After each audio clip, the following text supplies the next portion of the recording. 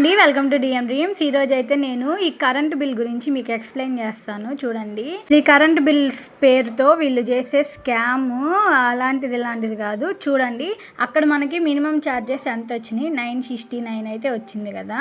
కానీ మనకి టోటల్ 1215 చూపిస్తుంది. అది చూడండి, అక్కడ ఎఫ్పిపిసిఏ ఛార్జెస్ అని ఉన్నాయి కదా, 23, 26. మాకైతే ఒక 2 months బ్యాక్ దాకా ఎవ్రీ మంత్ ఆ ఎఫ్పిపిసిఏ ఛార్జెస్ 600 దాకా వచ్చాయండి. అంటే మామూలు కరెంటు బిల్లు కాకుండా. ఇప్పుడైతే తగ్గి కొంచెం కరెంటు బిల్లు తక్కువ వస్తుంది. మాకే కాదండి, అందరికీ. ఇదైతే మా ఇంటి పక్కన వాళ్ళది చూడండి, మినిమం ఛార్జెస్ 700 వచ్చినాయి. కానీ వాళ్ళకి టోటల్ బిల్లు 124 వచ్చింది. వాళ్ళకైతే అసలు ఎఫ్పిపిసిఏ ఛార్జెస్ 27, 26 వేసారు. మాకైతే లాస్ట్ మంత్ దాకా అవే 2023కి వచ్చి 200, 24కి వచ్చి 300, అవే 600 దాకా వేసేవాళ్ళు. నేను ఇప్పుడు చెప్పిన స్కామ్ కరెక్టో కాదో కామెంట్ చేసేయండి. మన వీడియో నచ్చితే లైక్